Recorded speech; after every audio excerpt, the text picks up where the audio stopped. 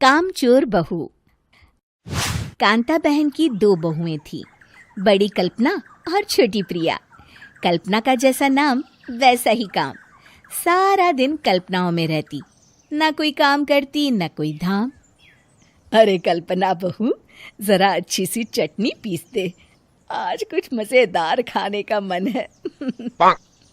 पेट में जलन हो जाएगी माँ जी बुढ़ापे में, और वैसे भी मेरा काम करने का वक्त शाम का है, अब प्रिया को ही बोल दो। इतना कहकर कल्पना वहां से चली जाती है। कांता कल्पना के ऐसे रवैये से काफी परेशान रहती हैं। मैं बना देती हूँ माँ चटनी, ऐसा बोलकर प्रिया माँ को चटनी बनाकर प्लेट में खाने को देती है कि तभी वहां कल्पना आ जाती है। अरे वाह चटनी, जरा चख कर तो देखूं, बड़े दिन हो गए। अरे नहीं बहू, तू तो रहने ही दे चटनी खाना, पेट में जलन हो जाएगी।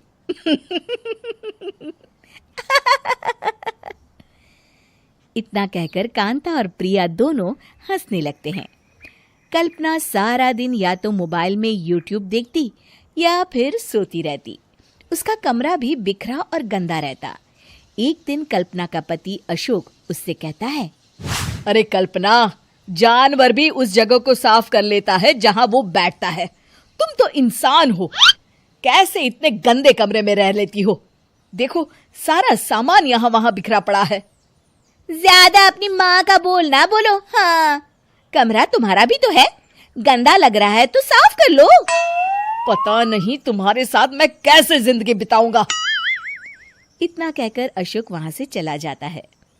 कल्पना बस खाना खाने कमरे से बाहर आती और फिर से कमरे में चली जाती। इससे कांता बहन काफी परेशान रहती। एक दिन प्रिया कांता से कहती है, माँ, मैं सारा दिन काम करके थक जाती हूँ, आप कल्पना दीदी से कहिए ना कि सुबह और शाम का काम बांट ले, मैं तो अब सिर्फ एक वक्त का ही काम करूँगी। हाँ।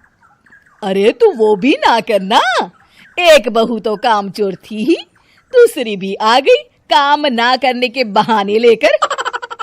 तभी वहां प्रिया का पति रमेश आ जाता है।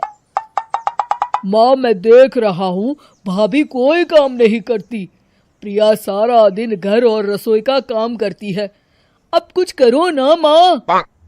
कांता मन में कुछ सोचती है और कल्पना के पास जाती है। कल्पना फोन पर मेकअप करना देख रही होती है। कल्पना, तुम सारा दिन बस मोबाइल देखती हो, घर का कोई काम भी कर लिया करो। प्रिया सारा दिन काम करके थक जाती है। आज से मैंने फैसला किया है, एक वक्त का काम तुम करोगी, सुबह का खाना तुम बनाओगी और रात का प्रिया। आप लोगों ने काम को हव्वा बना रखा है। अरे पता नहीं थोड़ा सा ज्यादा काम करने में आप लोग घबरा क्यों जाते हैं। और हाँ, बहुत ज्यादा प्रिया की तारीफ मत करिए मेरे सामने, बड़ी बहू तो मैं ही रहूंगी। मैं कुछ नहीं जानती, कल सुबह मुझे वक्त से खाना चाहिए, रसोई में आ जाना, वरना कल से तुझे खाना नहीं मिलेगा। अगली सुबह कल्पना रसोई में नहीं आती है। वो देर से सोकर उठती है और बाहर आकर कहती है, अरे भूख लगी है, आज खाने में क्या है? इतनी देर हो गई, आज किसी ने मुझे उठाया भी नहीं, पता नहीं कहाँ है सब। कल्पना को घर में कोई नहीं दिखता। वो रसोई की तरफ जाती है जहां बड़ा सा ताला लगा होता है। अरे रसोई में ताला! ओ, मैं तो भूल ही गई थी। माँ ने आज से सुबह का खाना मुझे बनाने को कहा था। हे भगवान, इतने लोगों का खाना बनाना क्या आसान है? तभी घर के सारे सदस्य बाहर से वापस आते हैं। वाह माँ जी, मजा आ गया छोले भटूरे खाकर। मेरे मुंह में तो अभी भी स्वाद आ रहा है। अरे कल्पना, तेरे भरोसे रहते तो हम तो भूखे ही रह जाते। कल्पना को बहुत गुस्सा आ जाता है। अब बहुत हो गया, आज से मैं अपनी रसोई अलग कर रही हूँ, मैं अपना खाना खुद बना लिया करूंगी। कल्पना अपनी रसोई अलग कर लेती है, पर आए दिन उसका देर से उठना और काम न करने की आदत से वो भूखी ही रह जाती थी। उसी के सामने घर के लोग अच्छे अच्छे पकवान खाते और कामचोर कल्पना को जैसे तैसे ही खाना बनाकर खाना पड़ता। पर एक दिन तो हद ही हो गई। माँ, दीदी आज सुबह से कमरे से बाहर नहीं निकली, हमें जाकर देखना चाहिए। सो रही होगी कामचोर कहीं की, पर तुम कहती हो तो चलो देख लेते हैं उसे। कल्पना कमरे में पेट पकड़कर बैठी होती है। हाय मेरा दर्द, पेट दर्द के मारे मर रही हूँ मैं।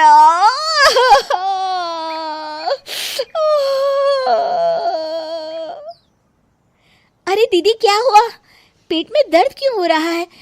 डॉक्टर को दिखाया आपने? माँ, कल्पना खड़ी होती है और माँ जी के पास आती है। मुझे माफ कर दीजिए, अब से मैं सारे काम में मदद करूंगी, कभी आलस और काम चोरी नहीं करूंगी। हाँ, वो तो ठीक है, लेकिन अचानक क्या हो गया जो तू काम करने को तैयार हो गई?